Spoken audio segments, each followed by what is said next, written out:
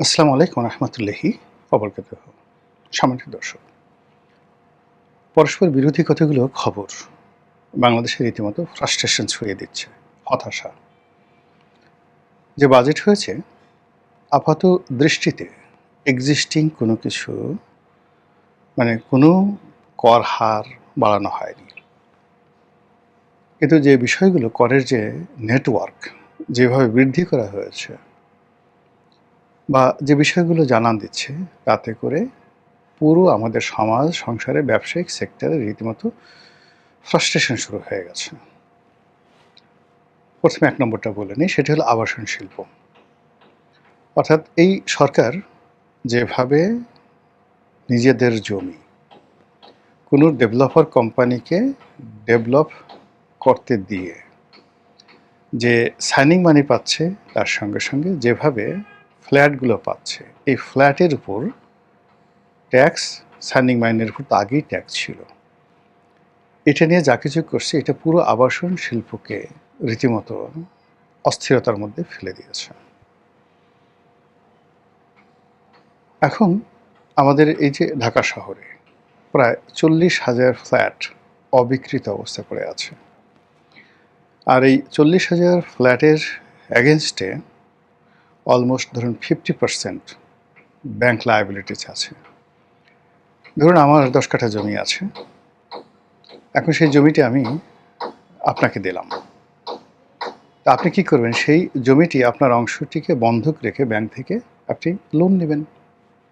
Loan নিয়ে আপনি construction করেছেন, কনস্ট্রাকশন শেষ করেছেন, মালিককে ফ্ল্যাট বুঝিয়ে দিয়েছেন, কিন্তু আপনার ফ্ল্যাটগুলো বিক্রি করতে পারছেন না। আবার 90% বা 80% হয়ে বহু ফ্ল্যাটগুলো পড়ে আছে। এর কারণ হলো যে আপনি ক্রেতা না পাওয়ার কারণে আপনি ব্যাংক থেকে লোন নিয়েছেন 50%, বাকি 50%-এর মধ্যে আপনি 40% ধরুন আপনি বিক্রি করবেন, আর 10% আপনি লাভ করবেন। এখন ব্যাংকের টাকা দিয়ে আপনি কাজ শুরু করে দিয়েছেন, কিন্তু আপনি বিক্রি বাট্টা করতে পারছেন না, মাঝপথে কাজ থেমে আছে। মালিক, শ্রমিক, আপনি নিজে, ব্যাংক, সবার মধ্যে হতাশা। এবং এই হতাশার পরিমাণ এই মুহূর্তে 40,000 ফ্ল্যাট। এক একটা ফ্ল্যাট যদি 1 কোটি টাকা গড়ে দাম ধরেন, 1 কোটি তো হবে না, বেশি হবে 2 কোটি, তাহলে এই 40,000 অবিকৃত ফ্ল্যাটে 80,000 কোটি টাকা ব্যাংকের বিনিয়োগ আছে মিনিমাম, অবিকৃত অবস্থায় পড়ে আছে, ট্রানজ্যাকশন হচ্ছে না। প্রত্যেকটা মানুষ এখানে রুগ্ন হয়ে পড়েছে। এর উপরে ক্ষতি পুষিয়ে নেওয়ার জন্য আপনি নতুন একটা ব্যবসা করবেন, নতুন একটা প্রতিষ্ঠান চালু করবেন। এটা আপনি এক্সিস্টিং যে লোড আছে, সেই লোডের উপর আবার নতুন করে আপনি শুরু করবেন। এটা কেউ বেকুব নেই, কোনো মানুষ নেই। যাদের প্লট আছে তারা ডেভেলপার পাবে না, আর যারা ডেভেলপার আছে তারা কোনো অবস্থাতেই এইরকম নতুন এই বার্ডেনটা নিয়ে তারা, যাকে বলা হয়, ব্যবসা শুরু করতে পারবে না। এমনিতেই গত 2 বছর ধরে ড্যাপ, ওটার একটা ঝামেলার কারণে 2 বছরে কোনো প্লট এভাবে হয়নি। এর কারণে ঢাকা শহরে যেভাবে আপনার জমির শেয়ার দেওয়া হয়েছে যে আপনাকে এত % জমি ছাড়তে হবে, নতুন করে যে ডিটেলড এরিয়া প্ল্যান ঢাকার ড্যাপ, এটার যে ছাড়পত্র দেওয়ার যে নিয়ম ছিল, ওটার কারণে জমি মালিক দেখতো যে তাদের একটা জমির বেশিরভাগ অংশ মূল্যবান জমি ঢাকা শহরে ছেড়ে দিতে হচ্ছে। এই জন্য গত 2 বছর ধরে এই ড্যাপ নিয়ে যে ঝামেলার কারণে পুরো আবাসন সেক্টরটা বলতে গেলে বসেছিল। কেবলমাত্র এই নতুন ড্যাপের আগে পুরনো যে নিয়ম ছিল, সেই নিয়মে যে বিল্ডিংগুলো অ্যাপ্রুভ করা ছিল রাজুক থেকে, সেইগুলোর কাজ হয়েছে। গত 2 বছর নতুন কোনো প্রজেক্ট আন্ডার দ্য নিউ ড্যাপ হয়নি। এখন এই 2 বছর পরে যে ড্যাপ প্রণয়ন করা হয়েছে, এটা মোটামুটি সহনশীল, কিন্তু এই 2 বছর পরে তারা যে শুরু করবে, যখনই শুরু করবে তখনই এই নতুন করে ফ্ল্যাটের উপর 15% যে আয়কর, এই আয়করে যে খড়গ, এটা পুরো সেক্টরটিকে আবার একেবারে পুরো বন্ধ করে দিল। সরকার হয়তো সিদ্ধান্ত নেবে 6 মাস পরে, হয়তো আগামী 1 বছর পরে সিদ্ধান্ত নেবে এখানে আয়খান উইথড্র করা হলো, কিন্তু এর মধ্যে 12টা বেজে যাবে, পুরো সেক্টরটার 12টা বেজে যাবে। এবং এই সেক্টরে এই যে আগে বললাম 80,000 কোটি টাকার ট্রানজ্যাকশন, এই 80,000 কোটির সাথে আপনার কত লাখ শ্রমিক জড়িত, কয়টি ইটের ভাটা জড়িত, কতগুলো ব্যাংক জড়িত, তারপরে cement factory, rod factory, sanitary wire factory, সব মিলিয়ে এই কনস্ট্রাকশনের সাথে যে লক্ষ লক্ষ শ্রমিক, অর্থাৎ ৮০,০০০ কোটি টাকার এই যে ফ্ল্যাট পড়ে আছে, আপনি এটা যদি বর্তমান ইয়ারলি টার্নওভার ধরেন, not more less than ২ lakh crore টাকা। এই ২ লক্ষ কোটি টাকার সঙ্গে কারা কারা জড়িত, পুরো জিনিসটা গত ২ বছর যাবত যদি বন্ধ থাকে এবং আগামী ১ বছর যদি বন্ধ থাকে, আপনি বুঝেন যে সরকার কোথা থেকে ট্যাক্স পাবে। This is frustration.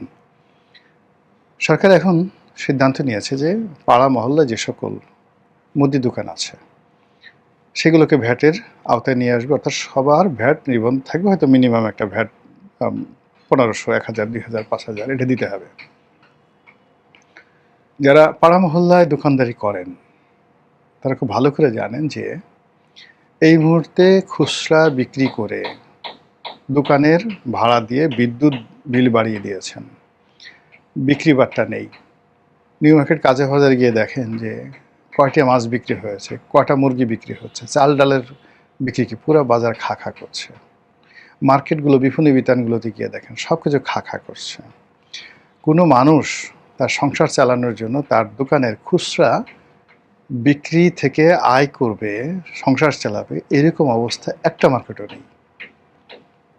আমি আমার একটা দোকান আছে, ভাড়া দিই, গুলিস্তানের একটা দোকান আছে।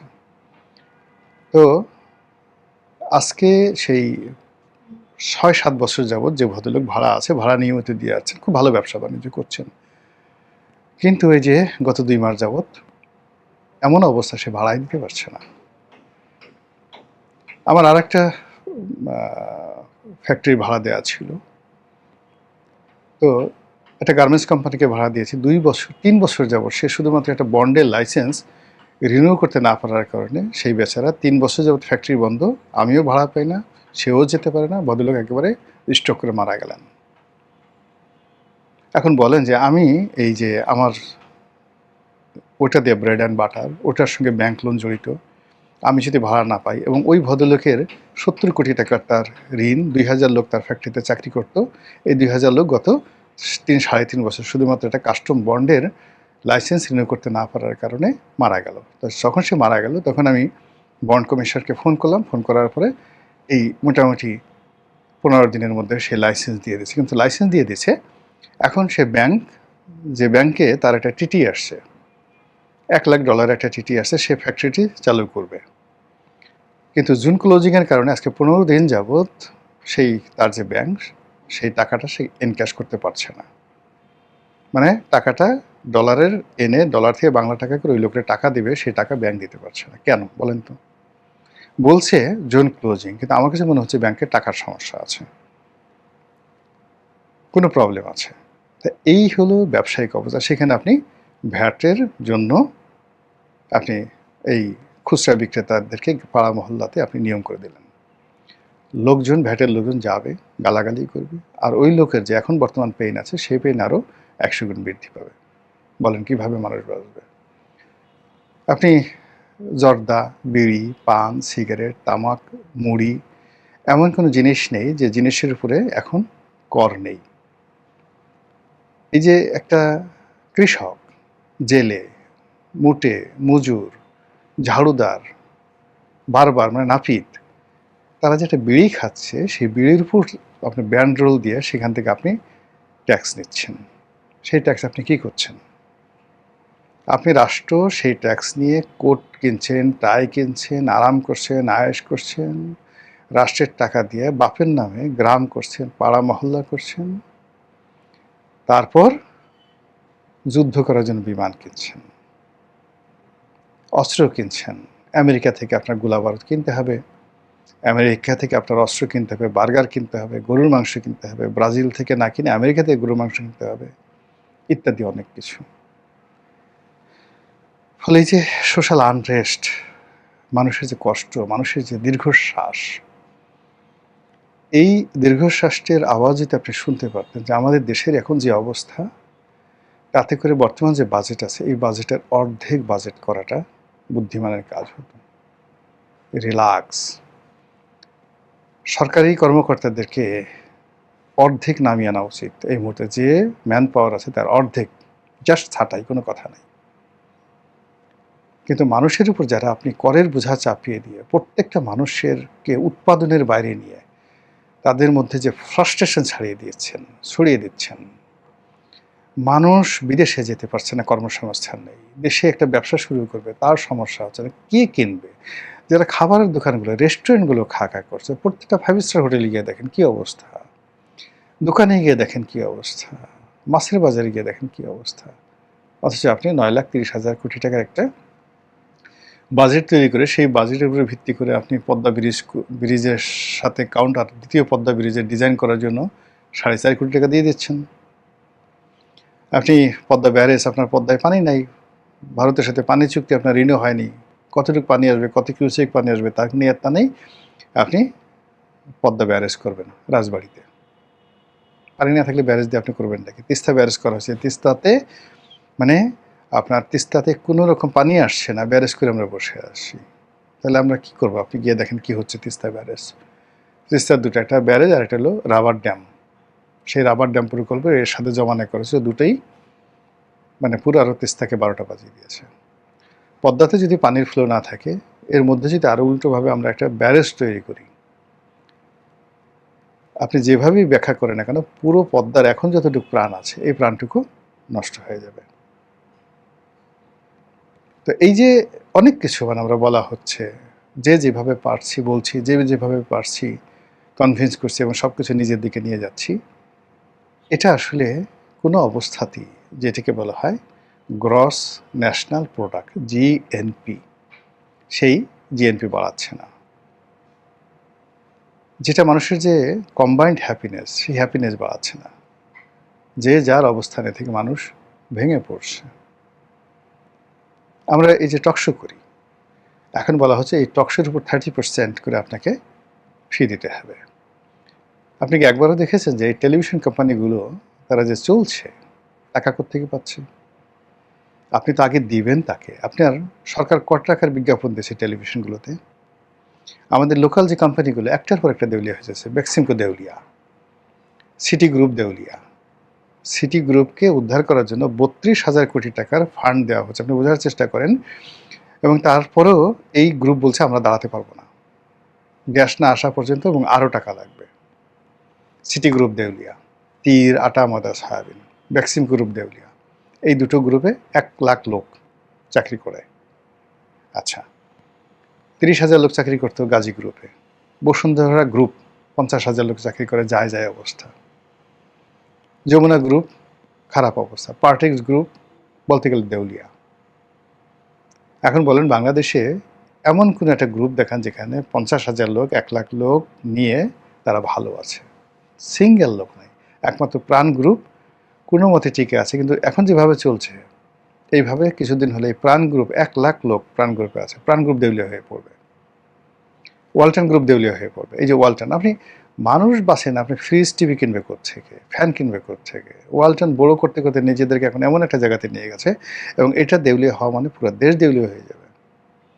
আর আপনি আপনার মতো করে যুদ্ধ বিমান কিনে যাবেন, আপনার মতো করে আমেরিকার মানে যাকে বলা হয় যাত্রীবাহী বিমান কিনবেন, অন্যান্য জিনিস কিনবেন। আসলে এই বিষয়গুলো নিয়ে না ভাবতে হবে। সত্যিকার অর্থে মাঠের যে অবস্থা, সে অবস্থা যারা না বুঝেন, হৃদয় দিয়ে, এখানে একটা আছে পলিটিক্যাল ইকোনমি, আর একটা আছে থিওরিটিক্যাল ইকোনমি, আর একটা আছে গ্লোবাল ইকোনমি, আর একটা আছে বাস্তবিক ইকোনমি, মানে একদম বাস্তব যেটা চলছে। আর হলো আর একটা টেম্পোরারি ইকোনমি। একটা লোক গ্রাম থেকে আসছে, সে 2-3 জন রিক্সা চালাচ্ছে। ইকোনমিটাকে আপনি কীভাবে জিডিপিতে আনবেন?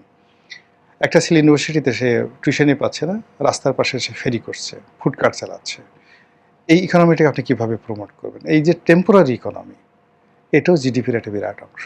তো এই বিষয়গুলো নিয়ে আলাপ আলোচনা যারা করবে তারাই মানে নিজেদের ইকোনমির ঠিক নেই, সংসার ঠিক মতো চলে না, আমেরিকার টাকায় চলে, সরকারের দালালি করে, বড় বড় অর্থনীতির তারা বুদ্ধি দিচ্ছে।